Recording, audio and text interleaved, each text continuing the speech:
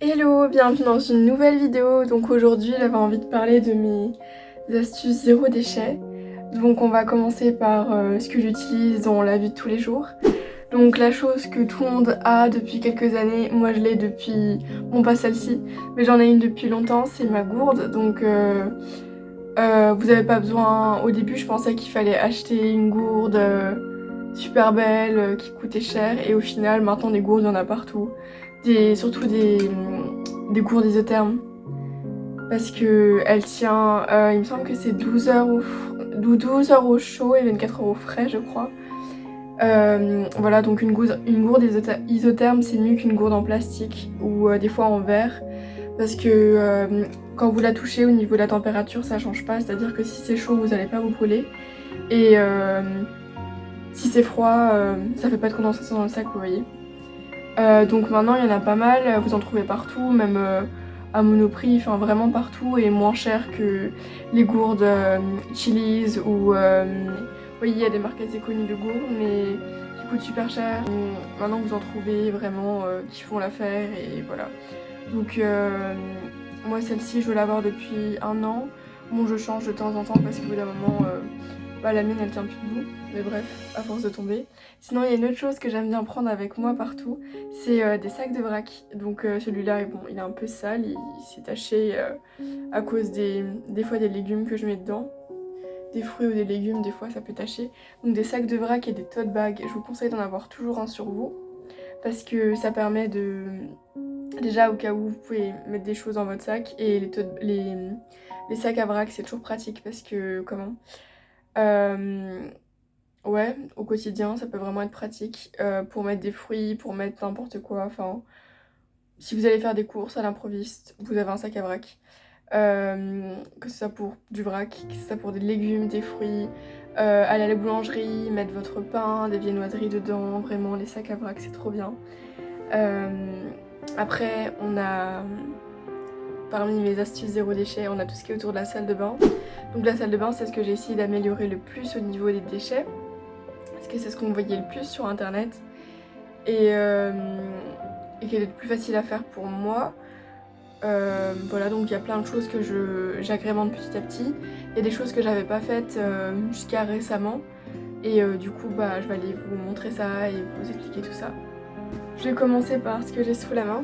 Donc pour les dents, j'avais testé pas mal de choses, donc des dentifrices bio, des dentifrices solides et j'ai pas été convaincue par beaucoup parce que je trouvais qu'ils donnaient pas une haleine fraîche, ça moussait pas, j'aimais pas du tout la sensation de la bouche. Mais dernièrement j'ai trouvé en vrac, dans un magasin en vrac, des petites pastilles, voilà comme ça. Donc c'est des petites pastilles, ça ressemble à un médicament, ni plus ni moins. Et vous avez juste à croquer et mettre votre brosse à dents. Donc moi c'est des brosses à dents, j'aime bien acheter des brosses à dents en bambou ou en bois à la place du plastique parce que on s'en rend peut-être pas compte mais la plupart des brosses à dents qui existent depuis des années n'ont jamais été complètement dégradées parce que ça prend énormément de temps et ça finit dans les océans et dans un nouveau continent de plastique, voilà. Voilà, et du coup, oui, j'y vais avec ces dentifrices, vous avez juste besoin de les croquer et de mettre votre brosse à dents, de frotter, ça mousse et ils sont vraiment bien. Il y a... Donc je reviens et la marque du coup c'était Apo. Voilà, c'est une marque zéro déchet. Après il y en a d'autres je pense. Du coup ceux-là c'est de la marque Apo et ils sont disponibles en vrac dans mon magasin de vrac Day by Day. Voilà, il y en a dans des grandes villes de France. Bon, quand on est des plus petites villes ou dans des villages, c'est un peu plus compliqué. Enfin, villages, vous voyez, plus à la campagne, c'est compliqué d'en trouver. Donc on a déjà ça. Après, il y a quelque chose d'évident, mais pas évident pour tout le monde non plus, parce que c'est pas forcément simple de trouver ce qui nous convient. Et aussi, ça peut être déroutant de revenir à l'ancienne, entre guillemets. Du coup, parmi les choses zéro déchet à faire, c'est ne plus utiliser de shampoing liquide ou de savon liquide, enfin de gel douche. Donc moi j'utilise des savons, donc quelque chose de tout basique. Là voilà, il est dans ma douche, j'ai pas été le chercher, mais peu importe, vous pouvez prendre quelque chose de bio, quelque chose de... bref. Pour moi, à partir du moment où ils respectent votre peau, que vous n'avez pas d'irritation, il n'y a pas de souci. Des fois, je trouve qu'avec les gels douche, on a la peau vachement sèche et moi je me souviens que après avoir pris ma douche, je passais un coup de la serviette et j'avais la peau qui pelait, voilà, qui pelait parce que le gel douche était hyper agressif. Et du coup maintenant j'utilise des savons classiques. Voilà, sinon après on a tout ce qui est dentifrice. Shampoing solide, donc ça fait quelques années que j'ai testé plusieurs marques de shampoing solide. Le shampoing que j'utilise en ce moment, donc c'est un shampoing solide classique, c'est de la marque Apo. J'avais essayé d'en faire il y a quelques temps moi-même, donc en achetant tous les produits sur Amazon. Sauf que le problème c'est que je trouvais qu'au final ça faisait plus des déchets qu'autre chose et que j'arrivais pas forcément à avoir quelque chose qui me plaisait. J'avais réussi à faire des shampoings qui me plaisaient mais ça prenait beaucoup de temps et j'ai fini par en racheter un. Donc faites bien attention à la composition de votre shampoing solide parce qu'il y a plusieurs types de shampoings solides. Donc c'est quelque chose que l'on voit pas partout. Mais moi les shampoings solides qui me conviennent c'est ceux qui commencent par hydrogénate vegetal oil. Voilà. Parce qu'il y a deux types de shampoings solides. Il y a ceux-là qui commencent par de l'huile en première composition. Enfin de l'huile saponifiée à froid, vous voyez, donc c'est du savon ni plus ni moins. Et d'autres où c'est le tensioactif qui est en premier ingrédient. Et ceux où j'ai le tensioactif en premier ingrédient, moi ça me convient pas du tout, ça me fait les cheveux poisseux et j'aime pas du tout. Celui-ci il me convient pas mal. Du coup le Apo, le Unbottle est bien aussi. J'en avais acheté un en pharmacie qui était pas mal aussi. Voilà, donc vous voyez ce qui vous parle. Moi j'ai pas acheté les DOP parce que DOP je sais qu'ils étaient pas bio, qu'il y avait du pétrole dedans, donc j'en ai pas acheté de cette marque là, mais il y en a pas mal qui peuvent vous convenir. Mais il y a deux types de shampoings, voilà. Et ce qui peut être un peu déroutant avec les shampoings solides, et je suis d'accord, c'est que des fois les prix sont un peu chers. Celui-ci, vous voyez, il me semble que c'est 8 €, donc les prix augmentent, peuvent être assez conséquents. Mais dites-vous que vous allez l'utiliser beaucoup de temps, genre plus qu'un shampoing liquide. Genre le shampoing liquide et les shampoings solides, au niveau de l'utilisation, vous allez en utiliser plus longtemps, quoi. Donc voilà. Et au niveau des cheveux aussi, il y a une autre chose que j'utilise depuis quelques temps, c'est là je l'ai mis dans un pot où il y avait la pâte à tartiner à la place. C'est en shampoing solide, c'est utilisé de la maïzena. Donc voilà, je trouve ça hyper bien parce que je suis blonde et que ça permet de cacher un peu mes racines aussi. Je me souviens que on peut mettre aussi de la poudre d'orange, on peut mettre pas mal de poudre ayurvédique à la place. Si on est brune, utiliser du cacao aussi, mélanger avec du cacao ou juste utiliser du cacao. Mais vous le mettez ça, vous le fermez, il n'y a pas de risque. Et vous utilisez un pinceau que vous avez à la maison. Genre, en vrai, n'importe quel pinceau. Moi, j'utilise un pinceau... Bref, j'ai retrouvé ça, il est à moitié cassé, mais voilà. Ça fait très bien l'affaire. Et puis sinon, j'utilise une brosse à cheveux classique en bois. Voilà. Et puis voilà. Et j'utilise aussi du vinaigre de cidre en eau de rinçage. Donc ça, c'est vraiment pas mal. Ça permet de refermer les écailles. Et aussi, si des fois, votre shampoing solide a tendance à vous faire vous irriter le cuir chevelu ou faire des pellicules, vraiment, à chaque fois que j'ai ça, j'oublie qu'il faut que j'utilise du vinaigre de cidre et je le fais. Et vraiment, ça me change vraiment la vie. Donc voilà. Sinon, après, on a quoi d'autre? Sinon, pour le visage, j'utilise de l'huile et de l'aloe vera. Donc, en fait, l'aloe vera permet d'hydrater la peau et l'huile végétale permet de nourrir. Voilà. Et du coup, après, des huiles végétales, il y en a pour tous les types de peau. Donc, moi, j'utilise de l'huile d'argan. Voilà. Voilà, c'est avec une pipette. Sinon, vous pouvez aussi... J'essaie d'en trouver en ce moment, d'en trouver en vrac. Mais c'est pas si simple que ça. Je trouve que l'huile alimentaire, voilà, c'est assez compliqué et l'huile alimentaire, c'est vachement gras. Il y a de l'huile de noisette aussi, donc ça pourrait aller. Mais j'aurais la peau trop sèche et ça me conviendrait pas. Et de l'aloe vera. Bon, je sais que c'est dans du plastique et ça vient d'Aromazone, mais c'est déjà mieux que d'utiliser des choses avec du pétrole dedans ou qui a énormément d'ingrédients, d'avoir beaucoup de produits parce qu'au niveau de la peau, c'est les seuls produits que j'ai. Voilà, je me lave la peau de temps en temps avec du savon. Je le fais pas tous les jours parce que je sais que moi ça m'agresse la peau et j'ai la peau très sèche et du coup moi ça va pas au niveau de ma peau. et avant je le faisais plus souvent et ça me crée beaucoup plus de boutons et d'imperfections. Donc après chacun fait comme voilà avec sa peau. L'huile et l'aloe vera pareil, je l'utilise pas tous les jours donc après c'est voilà. J'ai aussi acheté quelque chose récemment, c'est une pierre, donc je suis en train encore de la tester. C'est une pierre pour remplacer le gommage, donc un peu comme les pierres, vous voyez, de ponce, je sais pas si vous voyez. En vrai, c'est même utilisable pour se limer les ongles, je l'ai testé, c'est vraiment bien. Et du coup, je la teste un peu dans la douche. C'est un peu différent quand même du gommage, donc je sais pas si je vous la conseillerais, mais je suis en train de la tester. Mais en tous les cas, voilà, je teste et je verrai ce que ça donne. Euh, Autre chose aussi, c'est quelque chose d'assez évident et je pense que c'est beaucoup de gens commencent par là. C'est les lingettes démaquillantes solides.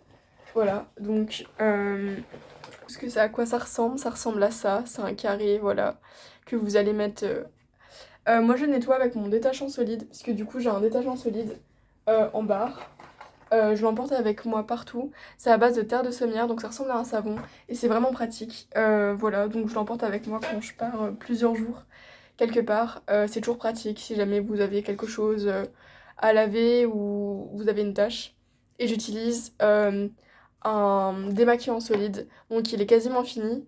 Là j'ai trouvé une nouvelle marque. Du coup, Apo en fait des solides sans aluminium comme ça. Donc ça ressemble à un savon, ni plus ni moins. Donc faudrait que je teste. Pour l'instant, j'avais acheté celui-ci. Bon, c'est pas bio. Il y a des produits, il y a du pétrole dedans, on va dire. C'est chez The Body Shop, mais ça fait longtemps que j'utilise et j'ai acheté le petit. Il a dû me coûter même pas 5 euros et ça faisait des mois que j'utilisais. C'était vraiment bien. Il y a des gens qui supportent très bien l'huile pour démaquiller les yeux. Moi, ça me convient pas parce que ça me fait la vision trouble. Je sais pas si vous voyez ce que je veux dire. Moi, c'est pas, ça me convient pas et en plus, j'ai du mal à vraiment démaquiller. Là, la formule est vraiment bien. Voilà, donc je vous conseillerais quand même d'en acheter des solides. Moi, c'est ce que je ferai pour le prochain achat. Mais, euh, mais voilà, pour l'instant, ça me convient très bien. Au niveau des déodorants. Donc les déodorants, c'est un grand débat, surtout au niveau du bio, parce que c'est pas forcément simple de trouver quelque chose d'efficace. Donc déjà, il y a plusieurs choses qui existent. Il y a les déodorants en pierre, donc en pierre d'Alain. C'est la mienne, donc je l'avais utilisée il y a quelques temps, mais elle est bien, mais pour le printemps, je dirais. Parce qu'au bout d'un moment, en été, surtout là avec la canicule, c'était plus très efficace. Donc moi je l'ai utilisé beaucoup les saisons où il faisait moins chaud que maintenant et là où j'en avais besoin. Parce que voilà, c'est aussi un débat. Il y a des personnes qui n'ont pas besoin d'en utiliser, qui ne sentent pas. Après ça dépend vraiment les gens, c'est un débat, c'est vraiment un débat. En ce moment avec la canicule, enfin ça devient vraiment. Enfin c'est. Tout le monde utilise. Et moi, en ce moment, j'utilise un solide. J'en avais déjà utilisé d'autres et j'ai trouvé efficace. Et voilà, donc celui-là, c'est de la marque Apo. Et il est vraiment bien, il est efficace. Voilà. Euh, c'est mieux que ceux en aérosol parce que je pense que vous savez que c'est pas très bon pour l'environnement et pas bon pour le corps non plus parce qu'il y a il y a des gaz en fait dedans. Et bah déjà, c'est inflammable, c'est écrit dessus et c'est pas très bon pour l'environnement. Voilà, après j'ai quoi d'autre? Euh, j'ai ça, les Swab Lab, ça s'appelle. C'est des cotons-tiges réutilisables. Voilà. Donc je sais que c'est du plastique, mais ce genre de choses, ça se garde minimum un an, parce que moi je crois que j'en avais cassé un déjà, donc j'en ai racheté un, mais je l'avais gardé au moins un an, puisque celui-ci je l'avais dû l'acheter en septembre dernier, je crois, voire avant, oh je sais plus, mais en général ils tiennent au moins un an, parce qu'au bout d'un moment, le plastique finit par s'user, mais c'est déjà beaucoup mieux que des cotons-tiges normaux, parce que déjà, je sais pas si vous avez déjà vu les hippocampes, ils se coincent dedans, et bref. Écologiquement, c'est pas fou. Pour les règles, j'utilise une coupe menstruelle depuis quelques années déjà, et c'est vraiment top. Moi, j'utilise une Lulu Cup, je crois. Donc voilà. Il y a plein d'autres marques, tout dépend qu'est-ce qui vous convient. Moi j'aime bien la Look Up parce qu'elle est pas trop ferme, pas trop molle, bref. Vous pouvez vous renseigner sur internet, il y a des vidéos et des vidéos de gens qui testent des cups. C'est peut-être étrange, mais qui disent quels sont les mieux. Il y a des tableaux bref, il y a plein de choses sur les cups sur internet. Vous pouvez regarder, il y a des chaînes YouTube américaines qui parlent que de ça, vraiment. Bref, fermons la parenthèse sur les cups. Et aussi pour tout ce qui est contraception. C'est controversé et après chacun utilise ce qu'il veut. Moi je sais que j'utilise un stérilet et je trouve ça très bien parce que il n'y a pas d'hormones dedans. C'est un stérilet au cuivre. Et aussi c'est quitte de répandre des hormones dans les océans. Voilà. Donc et dans l'eau qu'on boit. Donc voilà. Voilà, donc chacun fait ce qu'il veut. Enfin, c'était juste des conseils, zéro déchet.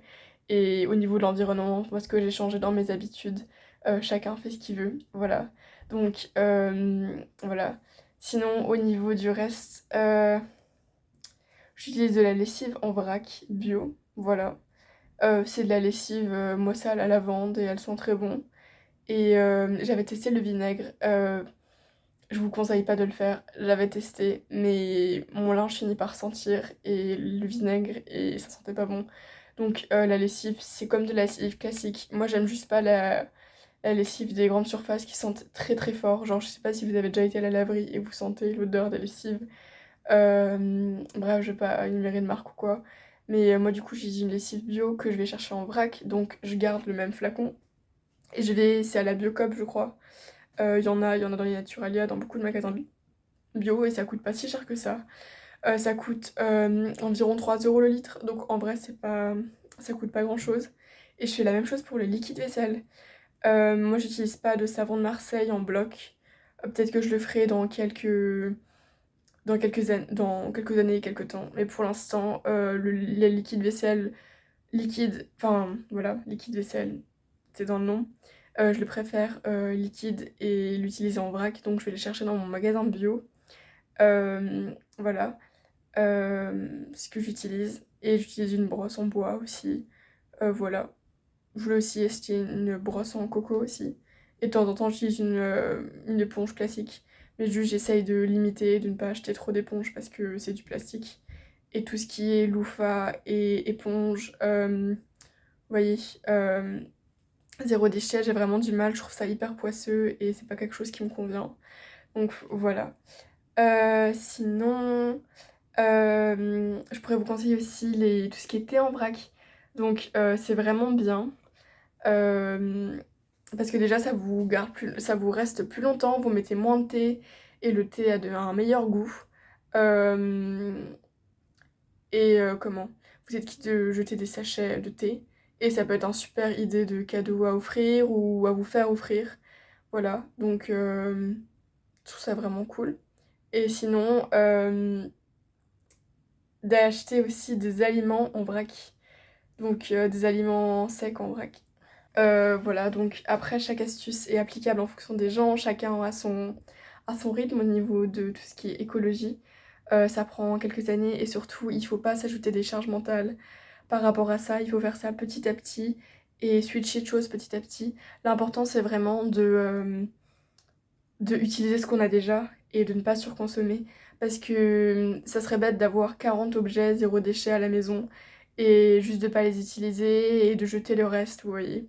Si vous avez si vous voulez vous mettre par exemple au maquillage réutilisable, bio, solide. Moi j'ai du maquillage bio, mais j'ai transitionné petit à petit. Maintenant je vais essayer de trouver du maquillage réutilisable parce que oui ça existe, mais comme j'en utilise pas au quotidien, je vous le montre pas. Mais ça existe et il faut transitionner petit à petit.